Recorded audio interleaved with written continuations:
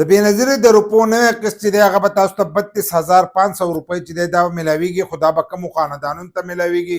دغه شان دې دا راته لازم ووایي چې کومو کسانو دا قسط راغستی دی که نه دی راغستی، ځکه زیاتر کسانو ته دې ځل په هغې کې مشکل راغلی ده. نو نور اهم معلومات دي هغه سره هم به د ویډیو کې شیر کوم. نو دا ویډیو معلوماتي او د غریبانو دپاره تاسو ویډیو راوالی دا مخکې شیر کړئ چې نورو کسان ته هم ورورسي.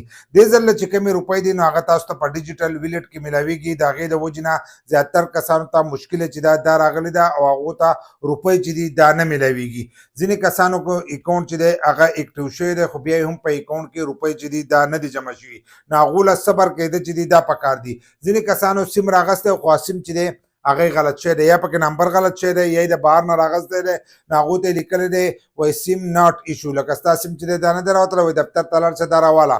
نو هغه بار بار دا کوشش کوي ځي هلته کې او هغه وایي چې موږ ته به سیم میلاو شي او سیم هغوی یو پیره راغستی. نو دوباره سیم چې دی دا چاله نه ورکوي چې تا یو پیره راواغستو په دفتر کې، نو دوباره نه درکوي. خو که نمبر او دا پکې غلط شوی نو تا ته دوباره چې دی دغه میلاو شو. چې میلاو شو نو ته بار بار په 8171 دانه ګورې چې هلته کې تا ته لیکلی چې سیم ناٹ ایشو او ته چې دغه ځای کې سیم ناٹ ایشو لیکلی دی.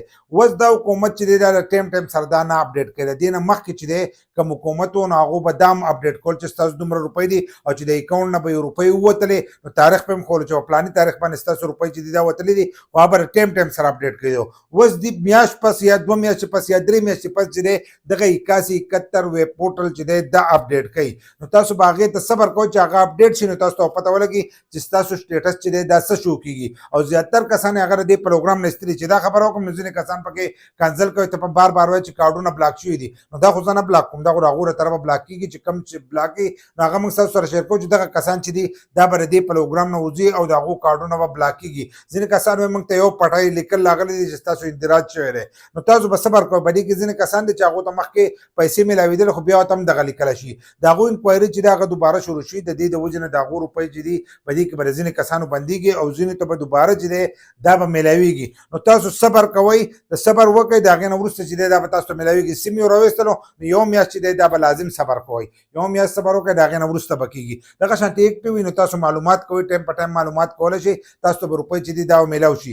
خو لږ صبر وکړئ چې هر سره برابر شي نو تاسو ته به روپۍ چې دی دا میلاویږي. ستاسو روپۍ چې دی دا به حکومت نه خوري. دې ځل ستاسو اکاونټ ته راغلی، ستاسو په اکاونټ کې به پرتې د دې نه مخکې به پکې مسلې راتلې چې روپۍ به تاسو راونغستئ نو ستاسو روپۍ چې دی دا به بندېدې مو. اوس هغه مسله چې دا هغه ترې وتلې ده دا به ستاسو په اکاونټ کې پرتي او تاسو د خپل اکاونټ نه راغستی شئ. نو 32,500 روپۍ چې دي څنګه چې ما تاسو ته وویل چې راتلونکی قسط به میلاویږي نو دا به هغې کسانو ته میلاویږي چې کومو کسانو دا زوړ قسط نه یې راغستی نو هغو ته به 32,500 میلاویږي. ځکه چې 14,500 به یې زړې او 18,000 چې دی دا نوی قسط دی نو د هغې د وجې نه به تاسو ته 32,500 روپۍ چې دي دا به میلاویږي. او که ورسره د ماشومانو روپۍ نو تاسو ته به نورې سیوا چې دي دا روپۍ به هم میلاویږي. ځکه چې تاسو خپل قسط راغستی دی او ورپسې پسې بیا د ماشومانو وظیفه راغلې نو هغه خو ورنکړه نو په راتلونکي قسط کې به بیا تاسو ته د ماشومانو وظیفو سره هم میلاویږي. نو کېدای شي تاسو ته د دې نه سیوا روپۍ چې دي دا میلاو شي.